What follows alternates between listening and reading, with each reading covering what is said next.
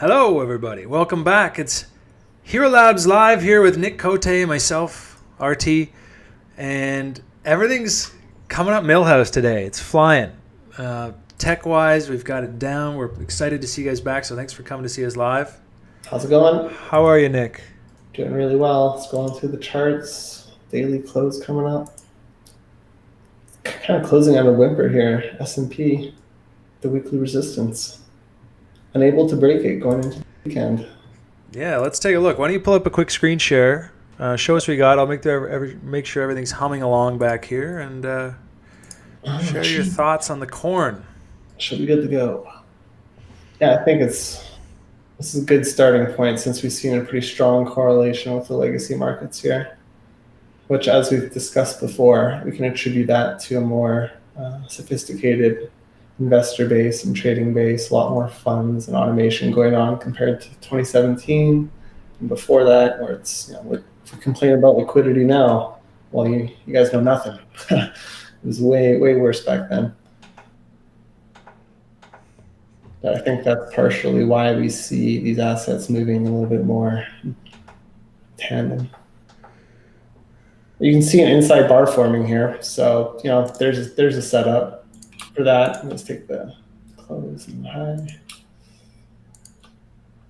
Wherever this thing breaks, odds are we're going to have continuation upside. 3350 area. It's a good level. It's a weekly level as well. I know this is a daily chart. Downside, there's not much room to go. Like there's 3130. Beyond that, you'd be looking at the major levels. Down here around 3000. Looks like the U.S. is about to get hit with a lot more slowdowns and shutdowns of the reopenings. So I'll be looking for consumer price data to come out negatively over the next couple of months if that becomes more of a reoccurring thing across the country. But, who cares about bad data if you got the Federal Reserve on your side? Yeah, got old Powell here to pump our bags. Yeah. I guess we can go take a look at Bitcoin now, because I guess that's why we're all really here, right? Yeah, I'm curious to know your thoughts on Bitcoin. I've got a range it's got in here, but what do you see up there? Yeah, I think we need to really start at the volatility. It's down below 1% right now. This is BitMEX internal index.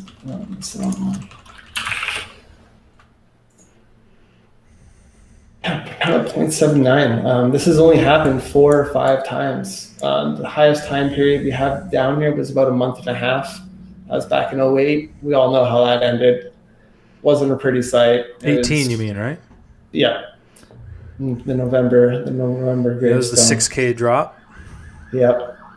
The descending triangle that it got everybody. But this is volatility on like the BVOL tokens on FTX, and there's cheap options and stuff. So there's definitely going to be plays with volatility specifically here, and it's going to be great because if you're in the futures, you can hedge that, or if you're not even in the futures, don't even want to worry about up or down. You're just looking for the timing on the volatility play. You're going to see exponential gains off that if you can hit the timing. Otherwise, prepare to bleed out. Because that's exactly what's been happening since May. Yeah, let me pull that up here. I've got a chart based on actually a conversation we had last night. I pulled this up as like a dual view of the Bitcoin volatility. And so real quick, just what Nick was talking about there. On FTX, there is a volatility token. So they've tokenized the volatility. And as you can see, it's been so flat that the token is just dripping, losing value, as you mentioned. And I thought, you know what, let's chart this thing. I mean, it's got a bullish divergence working, and I saw this huge influx of volume, and I thought, okay, so who's betting on Bitcoin to move essentially this week or sometime very soon? And is this going to prove to be a really strong signal? Because if we get a huge break in Bitcoin price in the next maybe, 5-6 days, then going forward, this could be a really interesting tool to use when trying to spot the when of the volatility, because with B bands, you can spot the coil and the squeeze. You can say, okay, volatility is due. But Bollinger himself even says this is not really about timing the volatility as much as spotting it. And I think there's like 21 or 22 rules he has for using the Bollinger Band. So always on the lookout for time indicators, because we have a lot of vertical axes indicators, support, resistance, fibs, like all that kind of stuff. But when you're looking at the horizontal, at the x-axis, GAN is one I really like for timing. I could pull up a chart here. Actually, I've got an example of that. Let's see. This is one that I've been really enjoying for time, just because you draw it off these pivots here, just like that's it, and it just shoots out this big fan, and you can see price, respecting it, coming along this curve, breaking down, hitting the next curve, tapping it on the China pump, rolling down to the next curve, riding it up, rolling down to the next one on that huge drop, who would have thought, and then riding it up, and we've just broken through it, and we're just kind of chilling here under this GAN angle. So this has some sense of the x-axis. I'm very excited to see how this plays out. I'm actually considering trading it. I mean, I know, I think you said you might have dabbled in some, right? Yeah, I thought it was pretty interesting that after 3.5 months, we finally see a little spike in volume there. I think it's kind of people are trying to position themselves, like you said, they're just making a bet on the timing of when we're actually going to see the liquidity cycle kick back in, see altcoins take a retrace, a breather, and that liquidity should cycle back into the majors. Now, timing is everything. I'm really curious to see if this technical analysis on a product like this works. Ooh, switch off your screen share real quick. I just realized you're on you're in your little video window, but we don't see your lovely face. Okay. There you go. Welcome back. Yeah, so like I said, I'm really curious to see if technical analysis works on this. The sample size is so small, like we only have 3 months of data here to go off of. Yeah, like I said, it's really uncharted territories here. I just took it because historically, technical analysis, we're looking for the gratification of the analysis coming through. The execution is another side of it. But I like taking that to another level and trying to predict the timing on that. So historically, that's something I've tried to do, and that's kind of what I'm doing here now. And for the first time, up until only like last year and a half, we didn't have many products available to actually take advantage of that. So like that kind of speaks to the maturing and the sophistication of this space and the increase in the amount of products that traders have available to them to take advantage of these type of things. Absolutely. And even just zooming in there while you were talking, you can see price has dropped into the RLZ. So I've got my location after a big spike up on volume. To have that and then retracing in. I didn't get any bullish divergence in here. I don't know. Again, like you said, I think it's an important point. This is a new product. We don't know how it's going to react. I mean, we know it'll go up if it's really volatile, but exactly, where's your edge? If you're going to back test or forward test a new strategy with this, obviously this is something maybe some people might want to consider paper trading. But with me, like just a regular 3-part setup, I've got my location parked in this RLZ. I've got the volume coming in. I've got bullish divergence in the higher time frames. I don't really have like a low time frame bull divergence as it slides in here, which tells me it may not stop at the 886. At least I don't have everything I need for that. But, if we get a nice little bullish market structure here, I actually, I would maybe like to take a shot on this. And one thing you said the other day that stood out to me is you don't have to be right about the direction, right? So if there's any volatility, in this case, you're kind of hedged both ways. If Bitcoin shoots up, breaks this angle, breaks this horizontal, goes to 10.5, maybe a little higher, that thing's going to pop. If it breaks down and we lose range low and it's time to head down into I'll get this chart, down into this old target that clearly has not come in and has passed. That was the 50-50 vibration. And if we go down that way, sometime in the near future, this thing will pop. And as you say, the risk then is if we just kind of continue to range, this thing won't range, this thing will downtrend.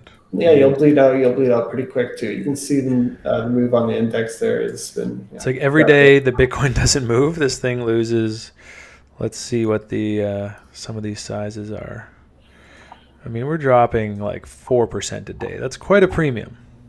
Yeah. It makes me think of the guy in The Big Short who had to sit on that short position for like a year and a half, paying out millions in premium. The market can always stay rational longer than you can stay solvent. So never more true than this. But I love this as a product. I think it's a cool chart. And as you say, even if we don't want to trade it, I think we can definitely see, spot some signals on it. And yeah, and I think there's other sources of data where you can help make a more educated bet on the timing, and that's just looking at open interest through futures, like how leveraged is the space getting on the derivatives markets. And it's important because the infrastructure on these exchanges, especially around like how they liquidate margin calls, is and you pair that with a lack of liquidity, you get these cascading liquidations. It's been around as long as I've been in the space, and it's still something that hasn't been solved. That's just, I think it's going to be a constant. Like, yeah, liquidity is going to increase, but I suspect at higher prices, liquidity of Bitcoin would become even thinner, right? As the notional USD volume grows. Okay. So, what kind of solutions could we get for that? Do you think of anything offhand that you think maybe we're going to need this to solve that? Or unfortunately, not. I wish I had a financial product background, but I am not a software engineer. I'm not a derivatives engineer. Hopefully, there's brighter people on that front working on this, which I know they are. But again, it's a new asset class. It's only been around here 10 years. A lot of these exchanges have been here for even less of that, especially on the derivative side. It's pioneer work, really. Yeah, absolutely. And I think, through history, you find out a lot of things the hard way. Yep. There was a certain threshold that was hit, and then they were like, let's have seatbelts in these friggin' cars. Exactly. But to date, so far, the seatbelts have not been installed, and we can expect people to fly out the window in massive cascading liquidations. So that's having that knowledge and that experience and an understanding of the product and also the exchange that you're trading on, their infrastructure, is vital. If I know this is going to be happening, I know how much has just been liquidated, there's going to be a queue of liquidations, just wait. Or if you're still in position, just ride it. Yeah, you just got, as you said that, remember that ETH long open interest we were looking at? Yeah. Let's pull that up. We have not looked at that in a while. In quite a while. Some Ethereum chat on Bitfinex. Yeah, so for those of you who haven't followed us on Twitter, we've been watching this chart. Still there. Yeah, it's still there. It hasn't moved. We've been watching this chart, and I won't waste your time to get me to line it up perfectly, but basically, for each one of these dumps in price, there was a sharp rise in open interest. In other words, to interpret that, you could say that somebody is buying the dip each time. And generally speaking, you see open interest rising. It's during markets where there's FOMO, and like Nick was just saying, we'll get rising interest, open interest, and then you get this big liquidation event and reset. But in this case, it was strange because we noticed it was happening every time the price dumped. And so to me, that's a smart money thing to do, right? You don't get somebody when long-term position accumulation. Exactly. So it was really interesting. Or bought terribly wrong. Yeah, or just bought that's got stuck on auto buy every time the price goes down. So probably a profitable bot if you leave it on long enough. Now, look, if you zoom out, it's a much different picture. I mean, when it's flat, it's hard to see, but this is like massive increase in open interest, and it hasn't really rolled over. It's been 2 years of increase. Ethereum has never known doom. Yeah, so somebody somewhere is building this huge position in Ethereum, and we were kind of waiting, okay, let's see when the wheels fall off, when this thing going to roll over. It hasn't happened yet. So whoever that is, whatever that is, they're not unloading their bags yet. In fact, I'm going to put an alert. I would slow down a little bit with the possible delays in the 2.0 launch, but no sway. And with volatility so low, why? 1763645. Let's put a stop loss in this thing, or like an alert, because check open interest, because I want to see. That's actually a good idea. When this thing does start to roll over, because it may front run price, right? You may see this thing start dumping and price might stay, relatively stable, and that might be an interesting signal that we are going to head south, because that's really the question, I think, ultimately. Ultimately what we want to see. Sorry guys, I'm so distracted right now. I didn't actually check the chat real quick. I'll be right there. The ultimate question, I think, up at this level, with this, let's take a look. We've had consolidation last summer with the China pump. Mm-hmm. Consolidation through December. We had a really nice rally to start the year. Topped at 10.5, completely shit the bed going into Corona scare. and have Which just is had a not rally always. since then. And now it's been this alt window here, and you can see it clear as day. The volatility is at an all-time low. Like, we are coming to an apex of something. And does it have to be now, or could really grind us down for another month? It's very possible, a couple of weeks. But at some point, we will break this range. And when that happens, the question is, which way? So with the open long interest, we're trying to spot some signs. Just another tool along with the volatility here. What do you say you pull up a chart here? I'm going to go through the YouTube chat, get a little engagement going so that... Sure. Yeah, I think we should take a look at Ethereum, really. Like, we're talking about it so much here. All right, pull it up. Get your screen share on. You are full screen, baby. Screen share activated. We're going to have to make a macro for that in the future. Anyways, yeah, we've been consolidating in this tight range here. Classic white cough, support resistance retest. More importantly, like, the main order blocks, obviously the 217 level, huge. If that were to go, something bad is happening in the world, probably, because we're so correlated with legacy markets, but you'd be looking at 175. The Ethereum Chad would be sad. We're so close to the breakout point here. This 242, the sloping downtrend line started at 252 when we first got excited back here. It's down to around 242, 43. It's also a huge weekly level right now. So go ahead and set an alarm there. Until this range breaks, you're taking on additional unnecessary risk. Like, what would you like? Let's do a quick little demonstration here. And this is kind of how I look at the markets too. Like, I just care about managing risk, and I'm looking like a 4% move for a possible downside, minimum 8, 10%, 20%. I'm not interested. But what I am interested in is catching the expansion. Now we're talking. Now you got trend confirmation on your side. Suddenly trading becomes a lot easier, and you're actually catching the measured move. So that's kind of what we'd be looking for on Ethereum upside. To the 280 level, obviously huge. Creating a new high just above 292 would actually signal the start of a long-term trend change. And then obviously ultimate targets for this range, 364. And if you were to scroll out on weekly and other charts, above that, you'd be looking at 450 and stuff. But for these purposes, for a swing trade, this is what you'd be looking for.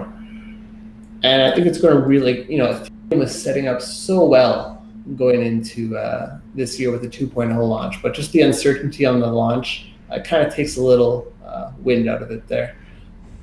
Yeah, I think somebody here said, we're going to drop down, we're breaking down, but alt's going to keep mooning. It's really hard from this view not to see some of these altcoin charts continue on their way. And I'll show you what I'm talking about, because we got a few. But historically, if Bitcoin suffered a 30% down day, are altcoin guys taking a victory lap? No, they're down too, massively. Exactly. And I think that's the point that I want to make here, is that even when we have, this one's not even, let's see something like, what's the big volume breakout we just saw, like Algo. Yeah, that was news driven. Yeah, so we got news driven. You've got these sort of, it's not even quite the one I wanted to, like, some of these are just such high volume breakouts off a long bottom formation, and it is hard to picture them right now, dumping. Even if Bitcoin goes bearish, you're thinking, well, we'll get a nice big dip and then they'll just continue on their way. But I think you're right. I think we have to remember that until it's not, Bitcoin is the king, and it's going to continue to control the market, even though it's fallen asleep now. You're going to get the haters, the doubters, the altcoin and maximalists, and they're going to come in. They're going to say, hey, things are different now. Bitcoin can do whatever it wants, and altcoins are going to rule the day. And I think you're right. We're going to get, ultimately, we'll have to get a rude wake-up call when that day comes. And it'll be about, how are you hedged? What's your stop? What's your risk limit? And do you even care? Yeah, I think we'll see that type of stuff coming. Bitcoin has such a lead on everything. It has brand awareness, it has social awareness, it has name awareness. From a marketing perspective, that's huge, right? Like, a lot of these coins pump on market speculation, and they have really good marketing teams and guerrilla tactics for growth hacking and all that. They're leveraging social media and all that stuff, but it doesn't last. Like, yeah, it's shaky. Lasts. Bitcoin right? has 10 years of history behind it, proving that it lasts. Yeah, and then I think the price action on those alts is shaky, right? It's about the story we tell, and that story can change in a heartbeat. And really, it's just based on price action, right? When price goes up, it's moon. Look how expensive this is. Look how or cheap and how undervalued. But when price is dumping, the story in people's minds changes completely. I mean, we just saw it over the last 2 years. We just saw this complete 97, 98, 99% shakeout, and didn't matter how confident you were in it. It just wasn't going anywhere. And I have to tell myself, don't lose sight of where we were just 6 months ago. And that is to say, if something's rallied, for example, I'll pull up an example. This one is one I liked. Fundamentally, I really like this coin.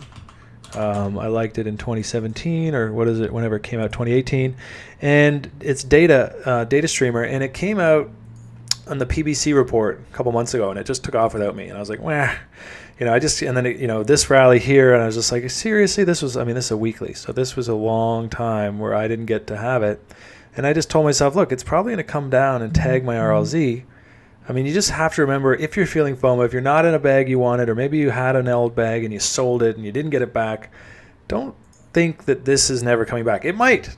Don't get it wrong. I hope. Just a question of how long we can hold the bag. But the market moves in cycles, and as long as there's access for liquidity and on ramps to get access to the tokens, and that's becoming easier with decentralized exchanges and things like Uniswap and all that good stuff.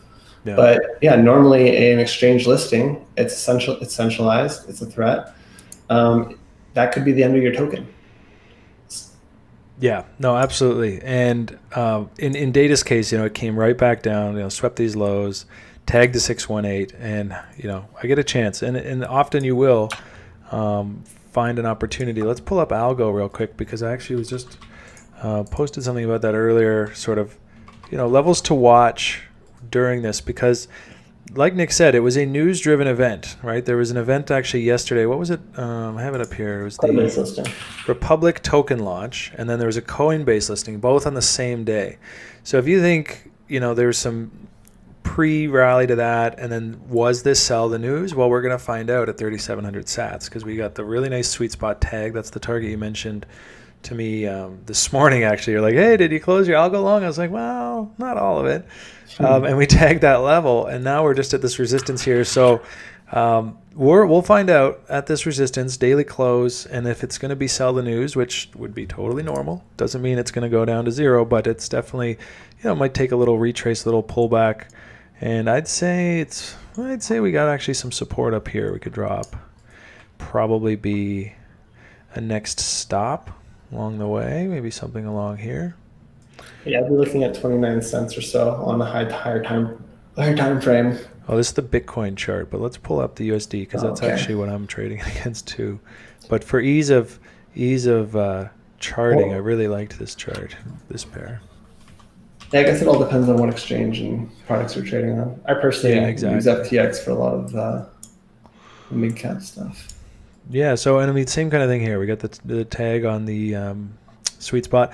I mean, this is an awkward climb, right? There hasn't really been any pullback since March 13th. It's just been sort of climbing the staircase of worry, and then a little bit of a move really fast and sharp here on the news day. So just keeping an eye on this one. I still have a tiny bit of a long position I opened up down here. Open, but mostly have taken profits and taken all the risk off the table on that one. What else do you see in the market? I know you've been eyes on XTZ. XTZ, like I said, we're just in this market cycle right now where the majority of liquidity is sitting in the mid caps and trickled down to the shitcoins. When I say shitcoins, I just mean illiquid. They're not, all terrible on a fundamental technological basis, but for the most part, compared to Bitcoin, and if you're trading size, it could be difficult to day trade in there. So that's why I use the term shitcoin. Yeah, it's an important thing to clarify, because some people have called coins, projects I really like. They're like shitcoin. I'm like, wait, what? They're like, no, just the liquidity. I'm like, okay, that's fair. Yeah, it comes all down to size.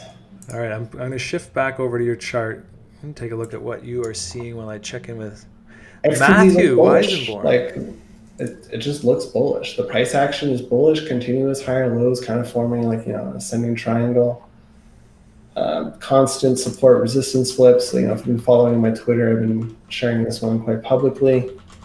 As long as, right now for this swing that it's going up to, obviously this is the target. This is what it needs to break right here, 3.3. If it can do, and that's the thing with a lot of these coins like Link and stuff, and there's not a lot of price history for them. So eventually my traditional technical analysis of using previous order book history and things like that, highs and lows, it's going to run out. So price discovery, it's a whole nother game. And if we can break around this level, we're going to see that. Where it's going to go, I honestly have no idea. It's all going to depend on what the momentum is and the volume and how the books shape up. But I don't have that stuff in front of me right now. But daily chart, bullish. Look at that. Bullish engulfing, continuation above the range. Yeah, and the volume is fairly strong on this recent breakout. Yeah. It's almost like the bulls were waiting for that confirmation before they took it, and now they're piling in. Yeah, like this is a weekly chart. Like look at the monthly. God damn. So the ranges. Reel me in if I'm getting a little too hopium here, but on these breakouts, we're seeing such intense volume versus USD on so many fairly major altcoins, Tezos, Link, ADA, XLM. So if Bitcoin's headed for volatility, did those coins having bullish breakouts on volume give us a hint that Bitcoin is in fact bullish and going to go north? Yeah, like that's the theory that people are making with the liquidity cycle, right? But again, it's completely different. It's a completely different market. It's been behaving completely differently. Until it breaks these levels, there's just no reason to be trading it. Set some alarms, don't look at it because there's no opportunity here until we get a move beyond this range if you actually want to trade the expansion. Otherwise, look at options, look at volatility plays, because I think historically we're coming to the end of this range. Yeah, and for that, I often look to the VPVR. Let me pull us back over to my chart here real quick. When you get a VPVR filled in with a parabola like this, it's said to be full and price ready to explore elsewhere. And big gaps in the VPVR can often be calling to price, sort of saying, come fill me in, explore down here. You haven't done full price discovery in this range. And as Nick pointed out, this range does look about done. I've painted this little gap down here, and it would make sense. We've just taken the range EQ, we broke down a bearish retest off the EMA here, right up into the short RLZ, maybe a quick wick up this weekend, continue to the range low. That's sort of a recipe that I see. I don't think this would be doomsday, certainly not. We're still within range. But if we lose, this is sort of my key levels I'm watching. If we lose this trend line here, range low, like this kind of area, this is not an area where I'm saying, okay, let's go to 86 and we'll find out what happens. Like this is an area where I'm like, okay, I'm convinced we're headed to 7. And that's okay. 7K is a good area. In fact, Nick, you and I both kind of want it to go to 7K in a way. Like, not like we're cheering against the space, but man, wouldn't it be a treat to kind of I'm not concerned about this asset class macro long term at all. It has all the signs of growth. Every network effect is ticking up. But again, like I'm going to hedge from what I'm saying here is that it doesn't matter. Like those things don't matter in the short term, right? If you're just a trader looking to offload risk or take it on, you don't care. Like most people don't care about that because their trade time horizon is so short. So those factors aren't necessarily going to impact the next 24 hours, unless you're unlucky enough or lucky enough to have like a news catalyst event or something. But you can see, I think I'm sharing my screen there. And this is a nice line chart, which is just really great for confirming and identifying levels. Obviously, candlesticks can tell a story with the volumes and all that good stuff. But this is just really good for illustrating a point. Look at the volume gaps here, right? Like this is if this were to break down, you're going to have cascading margin calls and huge volume gaps in the profile. That's why this level is so interesting. In historical reference, it's a solid, there's a lot of price action going on here. Wyckoff theory would support a retest of this as well. And if we do see the support form here, well, look what we have. the inverted head and shoulder setup as well. From a market structure point of view, you would have the volume profile behind you. It's an easy stop loss, right? Like just below this, if it's below this range, God forbid something awful is happening in the world, or there's been like a network vulnerability or something to drive it down there. Well, when we get those kinds of moves, you often do get the bad news. It's it's just kind of like the companies in alts will save up their big announcements for when the bullish market comes along and they get bullish breakout, and then it's like, oh, Coinbase listing, big token launch. And in the same way, we often will get during the down trends, you get maybe even a little bearish retest bounce up, and then it's like, oh, Bitfinex, new investigation, more Tether FUD, and load the Tether FUD. I think the Tether FUD is getting a little less impactful, as it's really just like, what's going on in the court until there's like definitive orders issued. Well, it did. It popped up the other day and nobody even batted an eye. I distinctly recall this candle here, April 10th, 2019, just over a year ago. I mean, that was really the start of the Attorney General investigation, that $800 billion that was sort of offshores or, locked up. Capital. Yeah, whatever that was. I remember that story. And that was here. And we didn't get, nearly the downside you might expect. I mean, the day of, I think it was like $300 drop. And obviously right after this fairly shaky breakout, I mean, it was a strong breakout, but, leaving a shaky leg here that I always said probably needs to get filled in. Did I have my orders working a year and a half later when it came in? Nope. But to your point about this level here, the funny thing is I'm an RLZ trader. I really like the location down below this level. I think 7K is the number everyone's talking about. And we, probability-wise, it seems low that it will just be 7K. It'll be front run 75. You never got your fill. Get out of here. Bull time. Or it'll be blast through and liquidate all the 7K buyers. And, let's go visit the 786 at 5.5 or 5.2. That's probability to me. Yeah, I agree with that. Like if you had more, this blew through, you're just going to have more cascading liquidations. Yep. And this is not as good a look though. I mean, if we are thinking about sort of, okay, I want to buy here because I want it to go up after, and we've got this sort of obvious big head and shoulders scenario, that lower right shoulder being lower it's not a great look. Doesn't invalidate it, but generally speaking, you want that right shoulder to be a little higher showing, and that's that 75, right? If we get sort of a 75, 72 swing low here, a nice little dip in there. That's what I'll be looking for. But, how to play it, we've got a lot of levels in between here and now. If we even head down there, I think we're going to know in the next, I want to say 2 weeks, but frankly, I've been saying we're going to know soon for a week. So I'm going to stop. I'm going to stop trying to share my thoughts on when. I think my focus now is turned to what? What am I going to do if, and how am I going to react when? Because it is coming, and it might be 3-4 weeks. And what I stopped doing is sitting out of alts. When I wasn't completely out, but there was definitely a few weekends where I would like cut some risk off the table, take a tiny profit, take a tiny loss, just go back to Bitcoin, put a little tether back in the account, because I was like, holy shit, this is just too crazy. But the more and more we go through it, I just think, you know what? When the time comes, I'll have a real clear signal, and then I'll react. I'll make a plan then. I don't think it's the best, at least for my trading plan, to just sit assuming this is going to happen tomorrow or next week. Yeah. Because through this range, there's been insane opportunity in altcoins. Yeah, exactly. Yeah. So I'm really getting more comfortable in this, and maybe that what we talked about yesterday. Maybe that's the scary thing. Maybe I need to monitor just how comfortable I am, because as soon as you're super like, yeah, you know what, Bitcoin's never going to move, I'm just going to focus on altcoins, and then it's just like boom, boom. I'm back. Yeah, I think there's definitely an advantage in building a team at this point. Like early on, it was much smaller space, less going on, relatively to now.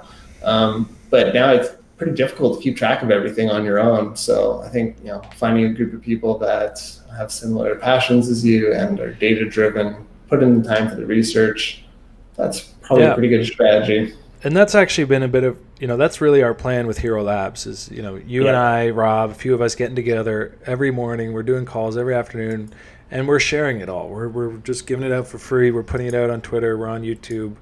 And so that's a big part of our push here as well on, Hxro Labs Live. So welcome, guys. If you are here watching and enjoying, throw us a like, Sub to the channel. We're going to be live 4 p.m. Monday, Wednesday, and Friday, 4 p.m. Market close, New York kill zone. So that's 4 p.m. Eastern time. And it's just going to be, better and better. We're going to have some other guests on.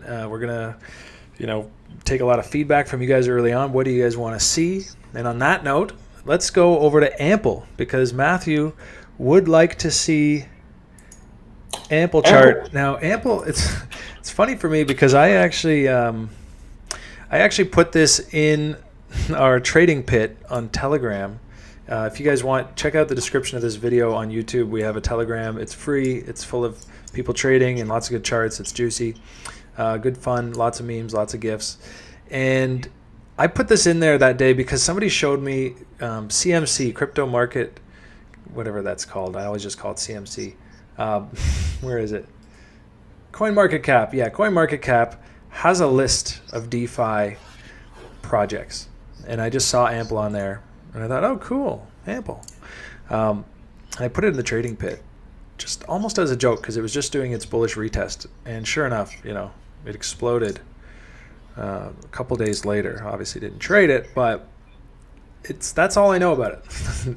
All I know is if it's DeFi, there's a few buddies of mine in another chat that talking about it a lot. There's something to do with a rebase. There's a geyser. Yeah, essentially, if inflation. The price is getting too far away from its, it's like a synthetic stablecoin, basically. It was original IEO'd on Bitfinex. Okay. So yeah, if you have any other thoughts on that, like from that perspective, you can share it. I know Matthew Weisenborn here in the YouTube chat is into it. He's been talking about, getting some 10x's, people on Twitter getting 10x's.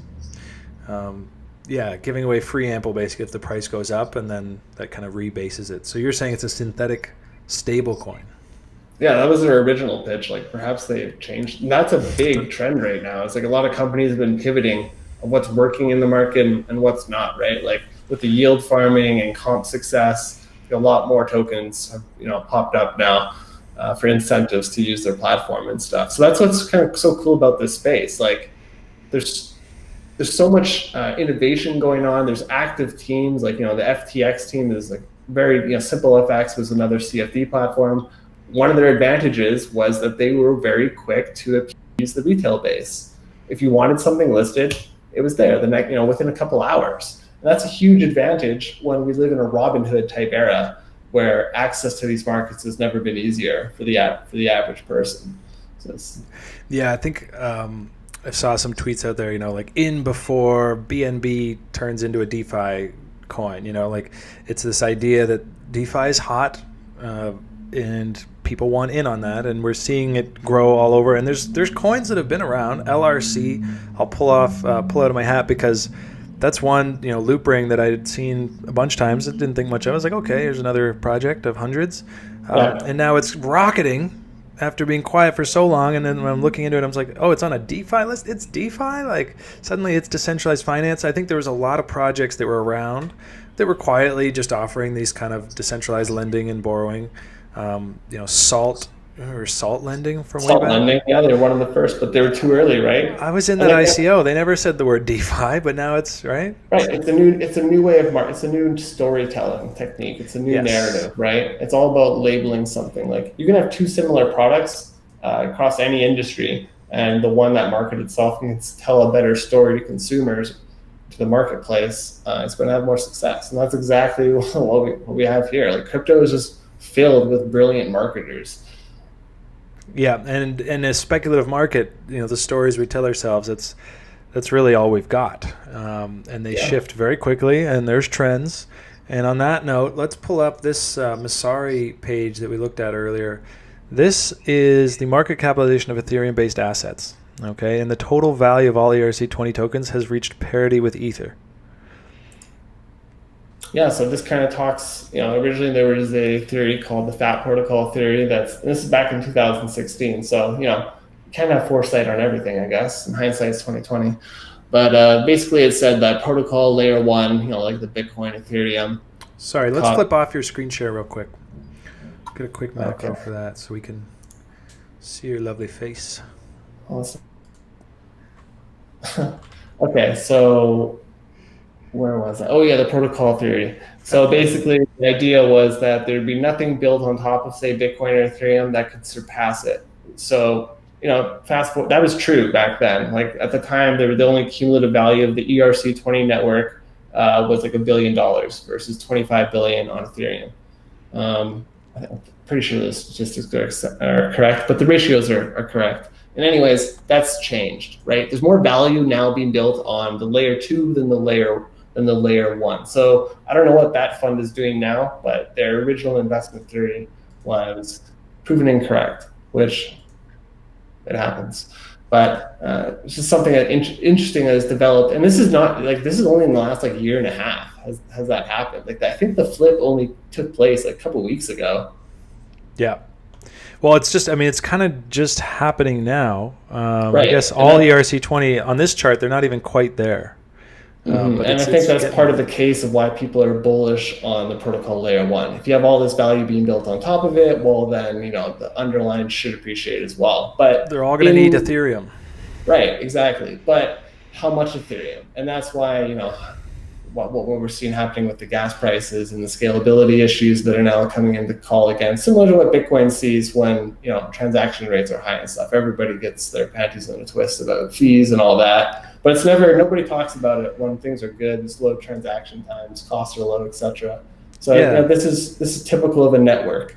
I still remember see this everywhere. Yeah, I still remember the end of 2017. Some of these net transfer fees on Bitcoin were like $20, $100, a little more. Like it was kind of insane. You're like, do I really need to withdraw? No, I think I'll just hodl for another 3 years. Well, turns out that fee was worth the money. But let's take a look over at some of these ETH charts that I've got up here. Let me just pull up. I've got a 3-day ETH chart because let's talk about something that's running on Ethereum. This tiny little coin called Tether. It's basically just running on top of it at this point, like mass exodus from the fucking Tron network. And I mean, that's a huge. I mean, Tether volume absolutely dwarfs. It dwarfs Bitcoin's everything. Trade volume. Dwarfs every bit of volume, and every single, maybe not every single Tether transaction, because obviously a lot of that trading maybe takes place, for example, on Binance, and there wouldn't be a transaction on the blockchain for all those. So I guess it's fair to say that all that volume isn't on chain, but I would have thought Tether moving over to Ethereum would have been a pretty good catalyst, and we never got that really, at least not in direct response to it. Right. Well, basically what they did was import a new rail system to access their layer 2 protocols. So you've completely, like with the growth of Tether and other stablecoins, like USDC is quickly becoming one of the more popular ones as well. You've basically circumvented the same thing with Bitcoin. Like you've circumvented the need to buy the layer 1 to access the layer 2, right? Yep. It's interesting. It's just become, and like that was the whole idea of cryptocurrency. It's making things more efficient, improving on what we have, and that's essentially what stablecoins have done here. And the interoperability between things is just getting better and better. Like cross-chain liquidity. Like there's so many things that are removing barriers for traders, investors, money managers, and all of this stuff. Yeah, and going back to what you said earlier, it's really it's a long game. We're looking at 5-10 years. Things could transform in unfathomable ways, and it could be some crazy stuff. Remember when Bitcoin was around? Like you never know. Like I personally think Bitcoin's sticking around, but I'm not counting out anything as far as what the next 10 years could bring, 15, 20 years. I think essentially what we're going to see is a shift away from the USD, whether that we see it replaced as a reserve currency. I'm not going to have that debate, but I definitely think we're going to see a shift away from USD denominated trade in a lot of these countries with BRIC nations. And that's an example of an attempt to move away from that. Russia is trying to build their own internet. China's setting up their own gold market and exchange and stuff. There's a lot of allies are upset at the U.S. What was that story? Sorry, no, go ahead. I'm just saying, like, digital currencies can represent a completely new system. And how often are you alive, and how often hasn't happened in history? Not many times where we see a shift to a new monetary system. Yeah, no, Huge it's opportunity. it's an exciting thing. I mean, this is why I'm front and center in my life. Like I'm working in the space now. I couldn't do other Heck things. no. Every other job or career path that I was on, I just thought this is too exciting. I want to be a part of it, and it's sort of a culmination of all the things I love in the world put together. And that's a bit of that world changing stuff, some of that revolutionary stuff, and for the most part, all positive. That we could have this new system in place. So, on the macro level, that's what got me excited. Now, looking at Bitcoin, Ethereum, or excuse me, ETH BTC, Sure. the high time frame here, you can see just trending down on the 3-day. We put in the bullish market structure. We got some bullish divergence here on the MACD. Came up and consolidated right at this SR level that goes all the way back to really September 2016. So, I mean, this is a level that's been getting respect. Broke through and really just failed during our little spring rally this year, and then consolidated. And now we've broken through again, and we're just parked right here in that level, essentially. And we broke out last week, but didn't get any follow through. Let me get this zoom up here. Yeah, like these majors just like operating in slow motion. Yeah, didn't get any follow through here, and is now just putting in the bullish retest. So very important level for ETH BTC, and that's really going to be the one that has to push us through the altcoin market cap downtrend that we've been talking about. I'll actually pull it up right now. Put this together earlier today. We've got really two scenarios here, okay? It's moon or it's wrecked, and that's going to happen right around this $95 to $98 billion level. We're going to be having that decision again anytime in the next 6 months. It's hard to say right now. It could be 2 days, could be 6 weeks. It's really just this key downtrend level, and if you zoom in, I'll have to zoom out. If you zoom in, you can see what I'll be looking for is some market structure. Right now, it's just consolidation. Really, like anything, you want to see a low come in. So let's say that's our low. You want to see a higher low, and then you want to see a break of those highs, making a higher high. And if we do that, oh my God, we're going to see what would really be an alt season. Right now, I think we're seeing a nice alt rally. If anything, it's a counter trend rally to the maximum selling off we've been seeing. In many ways, it is just a counter trend rally. However, I don't think it is a counter trend rally. You could argue that it is because we came down so bloody hard that a bounce, of a few 100% makes sense. But the volume we're seeing coming in, on the majors, like some big ones, ADA, XLM. I want to say, real. It's really just hard to call. I don't want to sit here and be like, I know we're breaking through and I know we can't make it. It's a pivotal spot. Personally, I think it's a time to be examining risk and exposure, because if we do break through here, there's a lot more to come, and I can be very comfortable getting in at that point saying, you know what, my confidence has gone way up that this is not going to roll over here. We've got ETH at a big long-term downtrend. We've got Bitcoin at a long-term downtrend. Everything's sort of at this pivot spot. And so it's like you said earlier, is there any real reason to rush into, especially like high leveraged, high risk positions? Don't strike me as the best time for that until we get a little more confirmation. Wolf says Zcash, EOS, XRP, ETH, all the major caps are looking pretty bullish paired against Bitcoin. I think shitcoins had their rally and funds are going to start shifting to the majors. What do you think of that? Like I saw that shared on Twitter, and this kind of goes back to Let's pull up your screen share there, and we can there now. have a peek It goes at that. back to the liquidity cycle theory as well, right? So I guess you could pull up Zcash. We know that the inflation is going to be, I think it's happening later this year. The thing is, like, no matter how good something can look, if the majors take a shit, just bet on everything else dying as well. I'm sorry, I just can't get behind altcoins at $100 million market cap could survive that. Yep, and I think for me, and maybe like what Wolf is seeing here, is when you see those kinds of majors pulling the market up or getting really bullish, I'd like to think that that's a bit of a signal of what we could see, since Bitcoin's not giving us too many hints. It's just kind of saying, I'm a bear, I'm a bull, I'm a bear, I'm a bull. You don't really know. So is the insanity we're seeing in some of these other larger caps as far as volume coming in? You can almost call it a trickle-up effect is what people are hoping for. Is that the tail wags the dog thing? Is that what that is? I never fully understood that comment. Yeah, well, that's exactly it. Basically, Right? Maybe the shit coins are going to save the world, guys. How about that? say Bitcoin. It all depends on how much new capital comes in, right? But yeah, Zcash right here, like it's a pretty easy chart to read. Like until it breaks this level, I'm not really interested in it at all at this point. Like I've already missed the $22 to $50, $60. Why would I risk $60 for a 5% move to resistance? I wouldn't.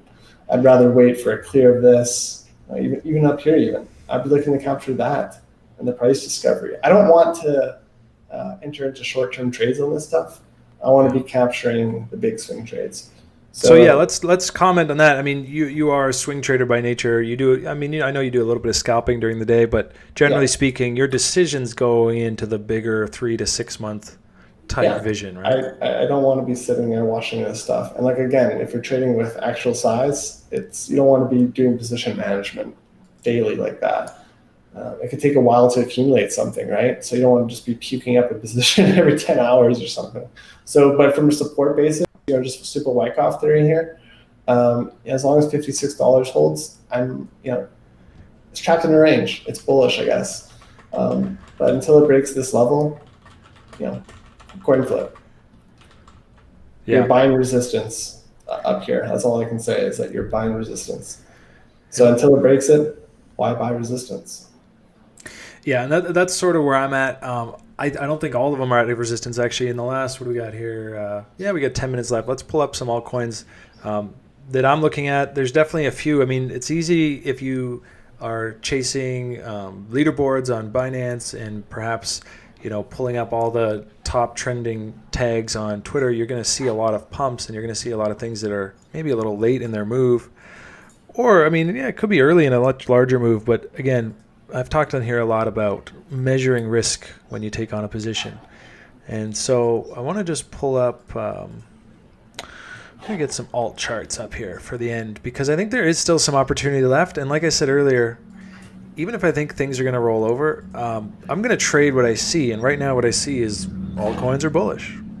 But I guess what I was saying earlier is as a trend, let's get your screen share back. So we're going to switch back here. And so, the trend right now is that alts are bullish. So if anything, in my portfolio management, I might be reeling in bits of risk based on what we were seeing on the Bitcoin volatility charts earlier. I'm expecting that volatility to come in. So I am almost, it's tempting as rallies get stronger and stronger to add more and more risk to the table because you've been rewarded for taking risks now for 2 months. So it's human psychology typically would be, I made $1,000 last month doing this. Let's 3x that, let's crank up the risk, crank up the potential. I'm not doing that. I'm actually doing the opposite right now. I'm reeling in my risk as Bitcoin gets closer and closer to its pivot. But I'm still taking my setups. And there's still a lot of, juicy charts out here. One that I want to talk about that's not on. Let's see. It's not on. Oh, seems to be hiding. Let's just pull it up on Bittrex then. UBT. Is one. There's a lot of talk on that one on social media. Yeah, that I've been watching this one quite a bit. It's actually on CoinTrader Pro at a bigger chart that is not here in a sec. Maybe if you switch over, I can go find it. But we've got the bullish divergence working on the lower time frames here on the Bittrex listing. Bullish market structure came through, bullish retest. So UBT is one that I like, and on a high time frame, let's just see if I can find it. Let's get back over to you, and I'm gonna find this one because it is a pretty sweet looking chart if I do say so myself. It's had a lot of movement. And if you guys have any charts, coins you want to see, let us know because we got a few minutes left, and then we'd be happy to pull them up and have a look at it for you. Some of our best ideas. In fact, this UBT idea came from a buddy of mine who was on the stream last week, Pascal. Yeah, I'm just reading I'm not Wolf. I agree with that. Even if it does drop, it's a buy. Yeah, and that's what our thoughts have been in the lab is, any kind of pullbacks. I mean, yeah, keep an eye on the news, keep an eye on what's really going on, but it's really just licking our chops saying, can we get more? And that's actually what's got me leaning, because I feel like that's sort of status quo. So that's got me leaning towards either no pullback or like severe pullback. Like get through the Trump election, October. Yeah, Some kind of that's something market. we haven't even talked about is the election factor this year as well, and that's SPX rolls over, recession. It's. I don't think we're gonna get 7K. I think we're gonna get 75 or like 2. I don't know if yeah. there's any in between here. That's just a total hot take off the top of my head, but that's sort of what I'm thinking. And frankly, all that talk of I'm gonna buy this dip tells me we may not get the dip we want, because status quo seems like cat's out of the bag. It's time for this thing to moon. After Or having because it's so illiquid and the trading infrastructure is zero, it just gets fucking nuked. Yeah. Well, you just blew my mind there, but UBT. Well, look at it like if we take a quick look at Ethereum on my chart here, like I said it on Twitter too, like there's just no reason to be bullish here right now. Like it's all the prices consolidating below resistance. So until it clears that level, you'd probably be targeting up there again. There's just no reason to be a bull right here. We've had a measured move, a move of 3.5% or so. If you're just taking for a measured move, wow, look at the confluence back down there, that 220 weekly order block. You would sweep this entire range of the past 3 weeks. So if this does break down here, that's what I'm looking for. If it moves above this level, like 237, I would be getting long again, targeting 244, and at that point, take off half and monitor to see if you get a break here. It could have a moon bag. Just hold the rest. Yep. Yeah, I like that. And with that kind of approach for this weekend, for example, you can set alerts just above and below that little range you've got there, that consolidation. Yep. And then you can enjoy your weekend. I mean, I think a big part of trading, for anyone who's watching who hasn't already figured this out, it's very hard to look away from charts sometimes, especially when alts are rallying, especially when Bitcoin is sitting dormant and it's like it's gonna move. Just set some alerts, get some nice cozy alerts surrounding price, and then if you have a moment when they fire, you can go and sort of reassess. That's exactly what I plan to do this weekend. Yeah, no, I got my weekend alerts. I do a little bit of work on Saturdays. I'm trying to, peel myself off the screens on Sundays so I can get a little time outdoors and see what season it is. But so real quick, UBT, I found my CoinTrader Pro chart. This is sort of what got me on it. Last week we saw it was coming in here, hadn't printed the structure yet, so we waited, got down into this RLZ, confirmed structure, and blew right through what was resistance at the time up into the next resistance, and we're now just coming down to retest. So I really like UBT. I mean, this parabola is not a prediction on price as much as just a visual for could we be in this kind of a move, because we are seeing some signs of that. I think if we were in a parabola, it obviously a little stronger version of that would have been real quick, like would have been something like this, right? And we would have just kept flying up, something like that, and then it's like up to here already. So who knows if that parabola is even relevant, but I'm using it to frame this setup for myself, and I'm not actually trading it. This is just a coin market cap chart. I'm not actually trading it on that one. I'm trading it on here, which is the Bitcoin pair on Bittrex, which is fairly new, so you don't really get much history, but it's there too, right? We got the bullish divergence in the lower time frames, the structure, the breakthrough, the retest. And I didn't see any RVX. Okay, I was just going to say, did you mean RVN by any chance? I don't think I've ever heard of RVX. It's definitely not on TradingView.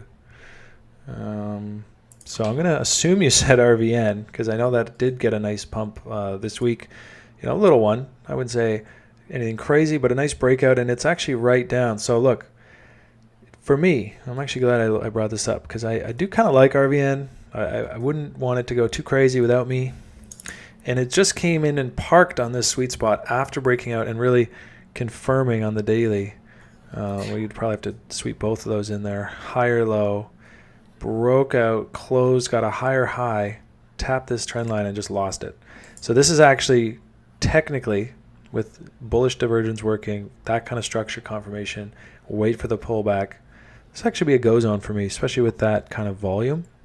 So if you didn't mean RVN, thank you for that typo, or if you did, because either way, yeah, you're right. That is a big move, Matthew. I mean, it's a 200% move that I'd be looking for on UBT. But I mean, this thing 40x'd from the start of the year. 2 cents. Oh, not quite 40. Well, depends where you look at it. Was it a cent back here? So it basically went 40x. I think it was actually even cheaper earlier. Like November, it was something like, yeah, under a cent. So I mean, this thing really rocketed. Could it 2x from here? I don't know. It's not a prediction, guys. It's a trade setup. So sometimes they're right, sometimes they're wrong. And you can see, like, you're always going to have a lot more resistance on these older coins. There's just more bag holders, really. Yeah. Meanwhile, there's no bag holders here. It's been in price discovery since 19 cents. So we'll see. It's going to depend on market conditions, but I mean, this thing rallied right through April. Let's see, March 13th. Did it dump with the rest of the market? Yep. Yeah, it's not immune. So coronavirus got it too. Coronavirus, it caught the Rona. We've got just a minute left. So real quick, scan on my green list. Do we have anything hot right now? We got, yeah. I mean, I think the overall is a bit of what we talked about, which is that with Bitcoin volatility coiling, I'm not diving too deep. If I catch something like, for example, Algo, Algo showed a clean breakout, XLM showed a clean breakout, I'll trade that. Yeah. It's a little more shorter time frame. Am I looking to build, long-term positions on credit right now? Hell no. I'm watching and waiting for that volatility to come back in on Bitcoin, because that's going to provide the market with some really nice dips if it happens. Or, hey, it rockets through. Maybe we'll end on this screen. If we don't get the big dip, we're going to be blasting through. And this rally, to me, would probably take us to the 382 at least, which would be like a 2x in market cap up to 183 bill. Yeah. And that's sick. I mean, so let's moon it, hopefully. Really everybody's looking the Bitcoin. Yeah, well, let's get your screen share back off, and we can have a big goodbye. This is our first sort of dual stream that made it the full stretch, and we're really happy that everyone who came to join us today. Appreciate it, guys. Hit us up in the comments if you have any suggestions or thoughts or things you want to see on the stream. And that could include tools, right? That could include like, hey, I've always wondered what the hell bullish MACD divergence is. And we can talk you through that and share as much of our knowledge as possible as we go through this. So with that, we're going to take off. Have a wonderful weekend, everyone. Play from a position of strength. We will be back. I'll be back on Monday at 4 p.m. Nick will be back to join me as well at 4 p.m. on Wednesday. Awesome. Look forward to it. So until then, everybody, be well.